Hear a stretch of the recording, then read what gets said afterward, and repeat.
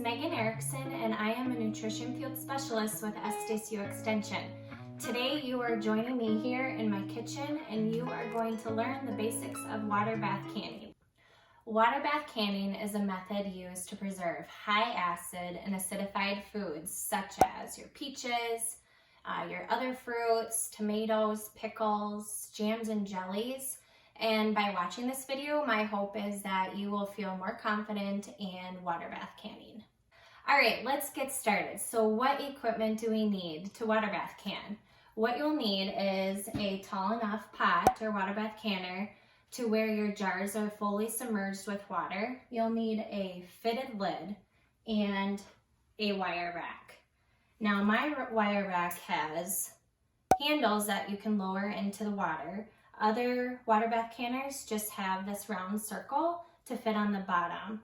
You want a wire rack so your jars aren't in direct heat with the heating element. You want to make sure that there's space so that the water can heat the jars all around evenly. My canner today I'm showing you has a smooth bottom. I would pick it up and show it to you, but it's already half full of water.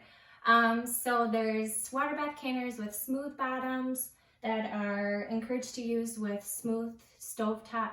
Otherwise, there's other canners that have more of a ripple bottom. You want to use these with your coil ovens or burners. The reason is this will evenly distribute the heat throughout the canner. All right, before you start canning, you need to determine if you're A, going to raw pack, or B, going to hot pack. Raw pack is basically you are filling your jars with raw food, pouring hot liquid over them, and putting them into your canner. Hot pack is you are cooking your food before putting them into your jar. You'll cook your food, fill your jar up, pour hot liquid over it, screw on your band and your lid, and then lower them into your canner. All right, let's get started canning. So I have already done the first step is you want to fill your canner about halfway full of water. That way, when you put all of your jars in here and they are submerged, you should have about 1 or 2 inches of water above them. That is how the food is heated in water bath canning, is through the boiling water, and it heats the food to 212 degrees. Now our canner is all ready to be filled. So with this one, I won't have to submerge my hands into the hot boiling water. So you can space your jars evenly into your canner.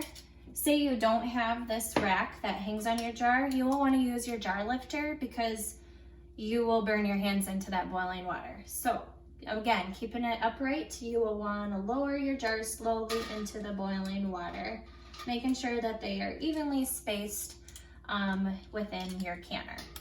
All right, now it's time to lower our jars down into the water. So using pot holders because it's hot, it's boiling water, you don't want to burn yourself, and we'll slowly lower the rack. Or if your canner already has a rack at the bottom, you are all set to go. You'll want to make sure that the water is 1 to 2 inches above the jar. Sometimes it's nice to have a kettle or just a small pot of hot boiling water on the side in case, especially for those longer times that require to process, you may need to add a little bit of water, and you want to make sure that it's hot and that your pot is constantly boiling throughout that whole time. Then you are ready to go. Put your lid on your canner. Sometimes when you take your lid off, put your jars in, the water may cool down a bit. So you want to make sure that you bring that back up to a boil. Do not start your processing time until you have your water boiling.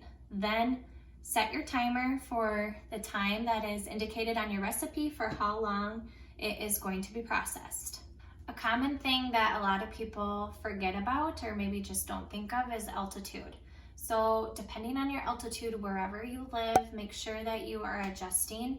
In water bath canning, it is adjusted by adding time to your overall processing time. If the water should ever stop boiling, unfortunately, you will need to start the processing all over again. So make sure that you're keeping a good eye on your boiling water to ensure that it's constantly boiling. All right, our timer just went off. I hope you heard it. Take the lid off, turn the heat off, and let your jar sit for 5 minutes. This is part of the sterilization process. Once that 5 minutes is up, you will use your jar lifter, because again, they're hot, and lift your jars straight up. Remember, straight up and onto a towel onto your counter. So notice how I lift them straight up and over.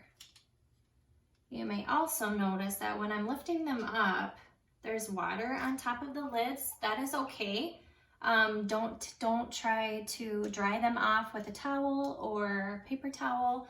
Let them sit untouched. The water will eventually evaporate from being so hot. You'll want to leave the jars undisturbed for 12 to 24 hours. And then you're ready to check if your lids have sealed. If you've canned before, you know the music to our ears is that ping noise. You may hear them pinging as they come out of the jar or as they're sitting on your counter. The seal should not flex up and down. So this is obviously an uncanned jar, and you can hear that if you can move it up and down, that means your jar has not sealed and would need to be reprocessed. For more information on food preservation, please visit our website at extension.sdstate.edu, or you can visit the National Center for Home Food Preservation. Thank you for joining me here in my kitchen. I hope you learned something new on the basics of water bath canning.